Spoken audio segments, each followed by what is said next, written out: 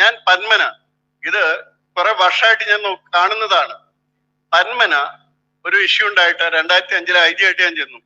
അപ്പൊ അവിടെ ആശ്രമത്തിന്റെ വക ഒരു സ്കൂൾ ഉണ്ടായി. ആ സ്കൂൾ അവർക്ക് നടത്താൻ പറ്റാത്തത് കൊണ്ട് ഗവൺമെന്റിന് കൊടുത്തു. അവിടെ പിന്നീട് more than 50% of the population peoples become Muslims. അവിടെയുള്ള ആൾക്കാർ എന്നോട് പറയാണ്, സാറേ ഇത് ഇനി ഒരു മുസ്ലിം ഗവൺമെന്റ് സ്കൂളാകും. മനസ്സിലാവുന്നുണ്ടോ? നിങ്ങള് എന്തിനാണ് 50% വന്നാല് വിദ്യാർത്ഥികളോ അല്ലെങ്കിൽ സ്റ്റാഫോ വന്നാല് ഇങ്ങനൊരു ഓപ്ഷൻ കേരള എഡ്യൂക്കേഷൻ റൂൾസിലുണ്ട്.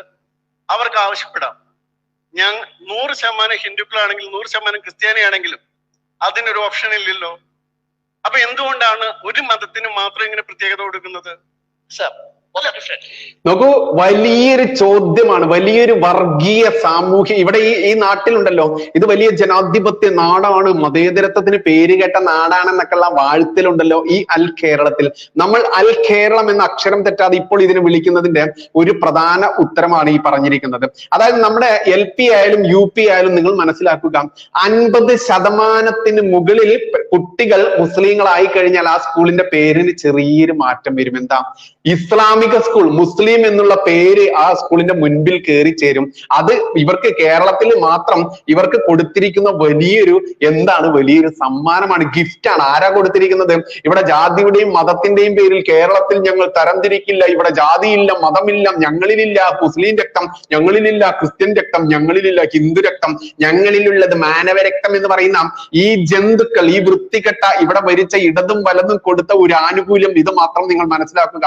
50% മുകളിൽ മുസ്ലിം കുട്ടികൾ വന്നാൽ ആ സ്കൂളിന്റെ മുകളിൽ, ആ സ്കൂളിന്റെ പേരിന് മുകളിൽ അവകാശപ്പെട്ട് കഴിഞ്ഞാൽ മുസ്ലിം എന്നുള്ള പദം ചേർക്കാം. അങ്ങനെ മുസ്ലിം LP സ്കൂൾ, മുസ്ലിം UP സ്കൂൾ നിങ്ങൾ കാണും. പക്ഷെ 50% വേണ്ട, 100% ഹിന്ദുക്കളുള്ള സ്കൂളുകളിലോ ഈ ക്രിസ്ത്യൻസ് 100% ക്രിസ്ത്യൻസ് പഠിക്കുന്ന സ്കൂളിനോ ഏതെങ്കിലും ഒരു സ്കൂളിന് ക്രിസ്ത്യൻ സ്കൂൾ എന്ന് കൊടുത്ത് നിങ്ങൾ കണ്ടിട്ടുണ്ടോ? അതും ഗവൺമെന്റിന് കീഴിലുള്ള.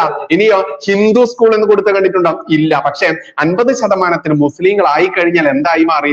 ആ സ്കൂളിന്റെ മുൻപിൽ മുസ്ലിം എന്ന് ചേർക്കാൻ വേണ്ടി അവർക്ക് ആവശ്യപ്പെടാം. അപ്പോൾ ആറ് കൊടുക്കണം? കേരളം കൊടുക്കണം. അത് ആരാ എഴുതി വെച്ചത്? ഇവിടെ മാറി മാറി ഭരിച്ച ഇടതും വലതും തന്നെയാണ്. എന്നിട്ട് നമ്മൾ പറയും എന്താണ്? ഇതാണ് മതേതര കേരളം, ഇതാണ് ലോകത്തിന് ഉത്തുംഗ മാതൃക എന്നൊക്കെ ഞമ്മന്റെ മഹോന്നതം പറഞ്ഞ പോലെ പറയും. ഇനിയോ ഇവിടെ ഫേസ്ബുക്ക് പോസ്റ്റിലെ ഇവിടെ ഈ ഫേസ്ബുക്ക് പോസ്റ്റിലുള്ളത് കാര്യങ്ങൾ എന്റെ ഫേസ്ബുക്ക് പോസ്റ്റിൽ മലയാളം, കണക്ക്, social science, natural science, music, drawing. ഇതൊരു പ്രത്യേക മതസ്ഥാപനമല്ല. ഇത് പ്രത്യേക മതസ്ഥാപനമല്ല എന്ന് പറഞ്ഞാൽ ദേവസ്വം ബോർഡ് ഒരു മതത്തിന്റെ ദേണിയാണ്. അതിന് ശമ്പളം കൊടുക്കുന്നതും ആ എയ്ഡഡ് സ്കൂളിന് വേണ്ടിയുള്ള പരിപാലനം നടത്തുന്നതും സംസ്ഥാന സർക്കാർ. അങ്ങനെയാണെങ്കിൽ മദ്രസകളിൽ സംസ്കൃതം പഠിപ്പിക്കട്ടെ. അവിടെ ശാസ്ത്രം പഠിപ്പിക്കുന്നുണ്ടോ? മലയാളം പഠിപ്പിക്കുന്നുണ്ടോ? ഉണ്ട്. അതെവിടെ? മുസ്ലിം മാനേജ്മെന്റ് സ്കൂളിൽ എല്ലാം മദ്രസകളിൽ ഗവൺമെന്റ് പൈസ കൊടുക്കുന്നു. നിങ്ങൾ ഈ പറയുന്ന സ്ഥിതിക്ക് മദ്രസകളിൽ സംസ്കൃതം പഠിപ്പിക്കണ്ടേ? ഗവൺമെന്റിന്റെ ഫുൾ പണമാണ്. ദേവസ്വം ബോർഡിന്റെ വിദ്യാഭ്യാസ സ്ഥാപനങ്ങൾ തുടങ്ങിയിരിക്കുന്നത്. അതായത് മദ്രസയ്ക്ക് ഞാനടക്കമുള്ള, എന്നെ കാണുന്ന നിങ്ങളടക്കമുള്ള ആളുകൾ അടക്കുന്ന നികുതി കാശെടുത്ത് അവിടെ മദ്രസയിൽ പഠിപ്പിക്കുന്നത് എന്താ? ഞമ്മന്റെ മഹോന്നതന്റെ ഈ കിതാബും അതിലുള്ള തീവ്രവാദവുമാണ് എന്ന് ആര് പറഞ്ഞാലും സംശയിക്കുന്നില്ല. എന്തായാലും അത് പാടും. പക്ഷെ എന്താണ്?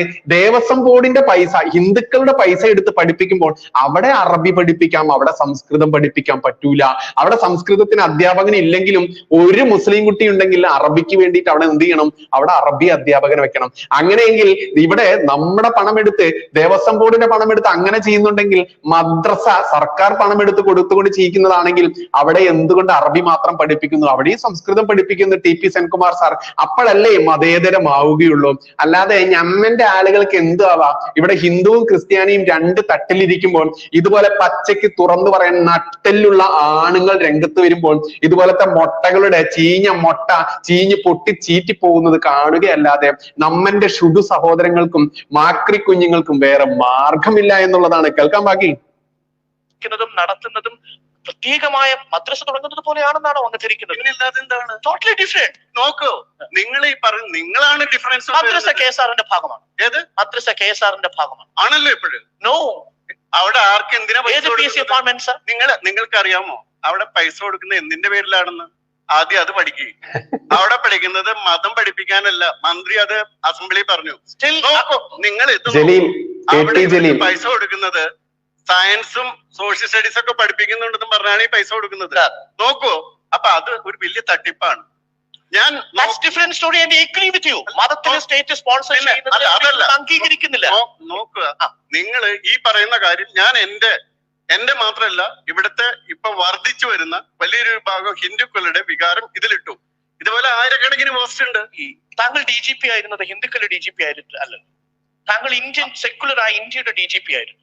ഒരു മുൻ DGP ആയ താങ്കൾ ഒരു സെക്യുലറായ ഇന്ത്യയിലെ മുഴുവൻ ജനങ്ങൾക്കും വേണ്ടി സംസാരിക്കേണ്ട ആളാവണ്ടേ? കാര്യങ്ങൾ സത്യങ്ങൾ പച്ചയ്ക്ക് വിളിച്ചു പറയുമ്പോൾ ചേർക്കുകയാണ്. കാരണം നിങ്ങൾ ഹിന്ദുക്കളുടെ DGP അല്ല, മുസ്ലിങ്ങളുടെ അല്ല, ക്രിസ്ത്യൻസിന്റെ അല്ല, പിന്നെന്തിനോ നിങ്ങൾ ഹിന്ദുക്കൾക്ക് വേണ്ടി സംസാരിക്കുന്നത്? ഇവിടെയാണ് അദ്ദേഹം ആദ്യം പറഞ്ഞ സത്യം പറയുമ്പോൾ അവരെ സംഘിയാക്കുക, സത്യം പറയുമ്പോൾ അവരെ ഹിന്ദു വർഗീയവാദികളാക്കുക. ആ പരിപാടി, ആ പരിപ്പ് മൊട്ട ഇവിടെ വേവിൽ നിന്ന് മറുപടി വരുന്നുണ്ട് മക്കളെ. ഒന്നൊന്നര മറുപടി ഇനി വരുന്നത്. ഒരു കാര്യം ചോദിക്കട്ടെ, PR കൃഷ്ണയ്യർ ഇവിടുത്തെ കമ്മ്യൂണിസ്റ്റിന്റെ ആഭ്യന്തരമന്ത്രിയായിരുന്നു. അങ്ങനെ ജഡ്ജിയായിട്ട് ഹൈക്കോടതിയിലുണ്ടായി, സുപ്രീം കോടതിയിലുണ്ടായി. അങ്ങനെ മാർക്സിസ്റ്റ് പാർട്ടിയുടെ ജഡ്ജിയായിരുന്നു. പക്ഷെ my question is different. My question is answer to your question. Justice കൃഷ്ണയ്യരെ പറ്റി അങ്ങനെ ഒരു ആരോപണം വന്നിട്ടില്ല എന്ന് എനിക്ക് തോന്നുന്നു. അപ്പൊ അത് ഈ ആരോപണം വരുത്തുന്ന ആരാണ്? ഈ ആരോപണം വരുന്നത് ഇത്ര കാര്യങ്ങളിൽ നിന്നുള്ളൂ. അതായത് ഞാൻ ഇവിടെ ശ്രമിക്കുന്നത് ഇന്ത്യയിൽ സനാതന ധർമ്മത്തിന് ഇല്ലാത്ത ഇക്വാലിറ്റി അതുണ്ടാക്കാനും ഇന്ത്യയിൽ നശിച്ചു പോയിക്കൊണ്ടിരിക്കുന്ന ഈ സംസ്കാരം നിലനിർത്താനുമുള്ള എന്റെ പ്രവർത്തനത്തിന്റെ ഭാഗം തന്നെയാണ്. You have every right to do that. പക്ഷെ എന്റെ ചോദ്യം, അങ്ങ് PSC ഇന്റർവ്യൂവിന് പോകുന്ന സമയത്ത്, ഒരു സർവീസിൽ വിരമിക്കുന്നതിന് 32 വർഷങ്ങൾക്ക് മുമ്പുള്ള കഥയാണ്. അങ്ങ് പോകുന്ന സമയത്ത് PSC ഇന്റർവ്യൂ ബോർഡിൽ കോൺസ്റ്റിറ്റ്യൂഷൻ അല്ലെങ്കിൽ സനാതനധർമ്മം ഇതിലേതാണ് ഇന്ത്യയിൽ പുലരേണ്ടത് എന്ന് ചോദിച്ചാൽ അങ്ങ് എന്ത് മറുപടി പറയുമായിരുന്നു? ഏത് സനാതനധർമ്മവും ഇന്ത്യൻ ഭരണഘടനയും സിവിൽ സർവീസ് മാനദണ്ഡമാക്കേണ്ടത് എന്ത്? രണ്ടും. If a conflict arises, there is no conflict. Then there is no issue at all. Indian ഭരണഘടനയിലെ ആർട്ടിക്കിൾ 29 30 ആ കോൺഫ്ലിക്റ്റ് പിന്നീട് ഉണ്ടാക്കി. നെഹ്റു ഉണ്ടാക്കി. പിന്നീട് ജഡ്ജ്മെന്റ്സ് വഴി ഉണ്ടാക്കിയ കോൺഫ്ലിക്റ്റ് ആണ്. ജഡ്ജ് മെയ്ഡ് ആയിട്ട് അല്ലെങ്കിൽ പിന്നീട് ഇന്റർപ്രറ്റ് ചെയ്തുണ്ടാക്കിയ കോൺഫ്ലിക്റ്റ് ആണ്, പൊളിറ്റിക്കൽ കോൺഫ്ലിക്ട്സ്. അത് തന്നെയാണ്. അങ്ങ് ഹൈദരാബാദിലെ ഇപ്പോൾ ഒരു യുവ ഡോക്ടർ ക്രൂരമായി ബലാത്സംഗം ചെയ്യപ്പെട്ട് കൊലപാതകത്തിന് ഇരയായി തീർന്ന വാർത്ത നമ്മൾ കണ്ടതാണ്. ആ വാർത്ത സംബന്ധിച്ചൊരു ഫേസ്ബുക്ക് പോസ്റ്റ് കിട്ടും. ആ ഫേസ്ബുക്ക് പോസ്റ്റ് കൂടി കാണാം.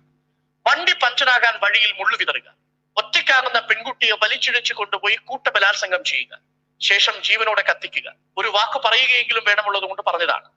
പ്രതികൾ മുഹമ്മദ് പാഷയും സുഹൃത്തുക്കളുമാണ്. സംഭവം BJP ഭരണ സംസ്ഥാനത്തുമല്ല. പ്രതികൾ മുഹമ്മദ് പാഷയും സുഹൃത്തുക്കളുമാണ്. പ്രതികൾ ജുല്ലു ശിവയും ജുല്ലു നബീനും ചന്നക്കേശിലുവും കൂടിയാണ്. പക്ഷെ അങ്ങ് പറഞ്ഞത് ഒരാളുടെ പേര് മാത്രം. ബാക്കിയുള്ള 3 പേരും ഈക്വലി അക്യൂസ്ഡ് ആണ്. അതെ, നോക്കൂ, ഇതിൽ അത് മാത്രമല്ല പറഞ്ഞത്. നിങ്ങൾ അതിന്റെ തലയിൽ നിങ്ങൾ കത്വ കേസിലായപ്പോഴും ഇവിടെ കത്തിച്ചല്ലോ. അപ്പൊ ഇതിലൊരു മരിച്ച കുട്ടി ആരാണ്? എന്താ നിങ്ങൾ ഒരു ഡിസ്കഷൻ നടത്താഞ്ഞ്?